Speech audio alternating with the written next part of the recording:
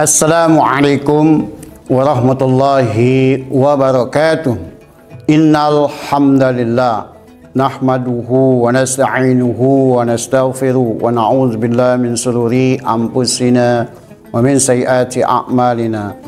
May yahdihillahu fala mudilla lahu wa may yudlil fala hadiya lahu. Asyhadu an la ilaha illallah wahdahu la syarika lah wa asyhadu anna Muhammadan abduhu rasuluhu alladzi la nabiyya ba'd. Allahumma shalli ala Muhammad. Sahabat dakwah Muhammadiyah yang dirahmati Allah di mana saja Anda berada. Kita telah masuki Ramadan yang ke-23. Artinya seminggu lagi kita telah berlebaran. Oleh karenanya mari kita terus meningkatkan ketakwaan kita kepada Allah sehingga betul-betul kita meraih derajat takwa di sisi Allah, satu derajat yang paling tinggi. Sahabat dakwah Muhammadiyah yang dirahmati Allah, di mana saja Anda berada, di dalam Al-Quran ada kata yang cukup banyak juga disebutkan yang disebut dengan syukur. Syukur ini di dalam Quran disebutkan sebanyak 75 kali. Ini kita bisa lihat dalam rujukan Muhammad Abdul Baqi dalam kitabnya Mu'jam Mufassal Al-Alfaz Al-Quran Al-Karim.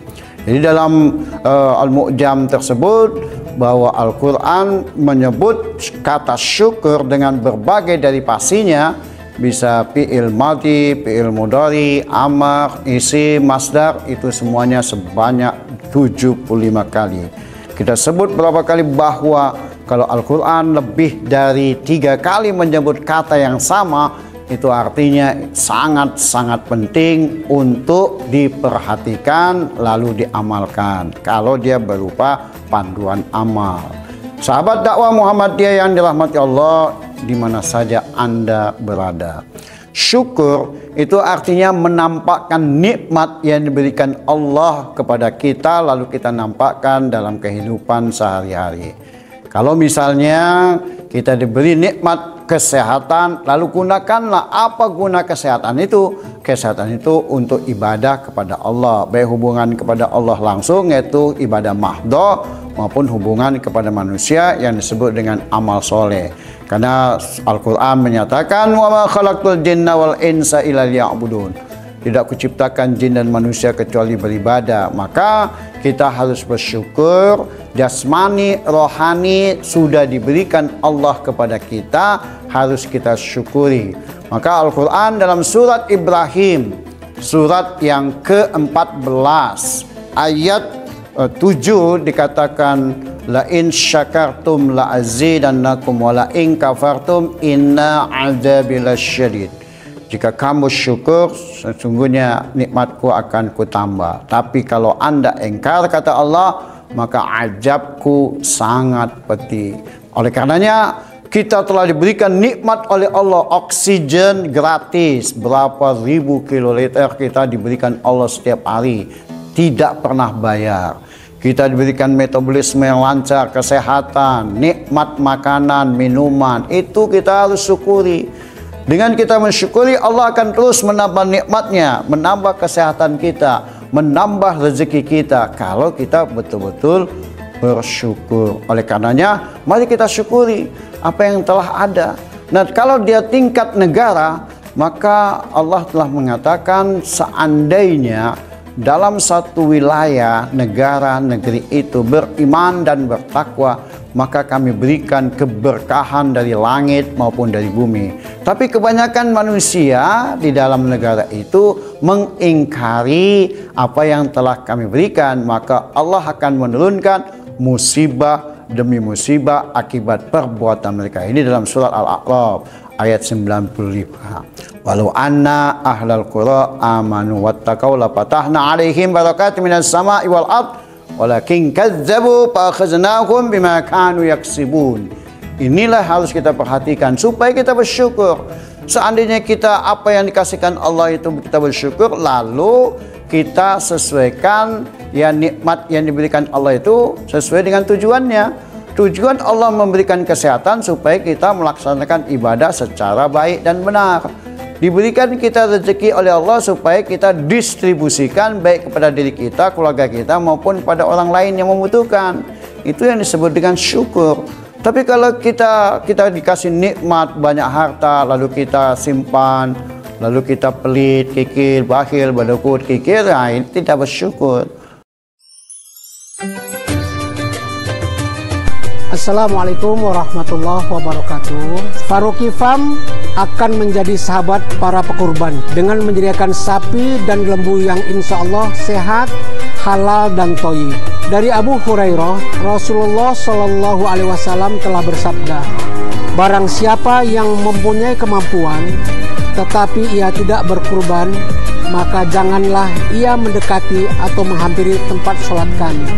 Hadis riwayat Ahmad dan Ibnu Majah. Para pekurban yang terhormat, mari kita syiarkan ibadah kurban dengan menyiapkan hewan kurban terbaik kita sebagai bentuk kecintaan kita kepada Allah Subhanahu wa Ta'ala. Faruqi Farm insya Allah memberikan yang terbaik dan menjaga kepercayaan para pekurban sekalian.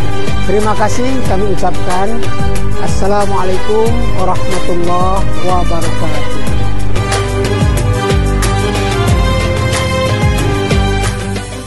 Sama dengan Indonesia. Indonesia ini adalah nikmatnya luar biasa.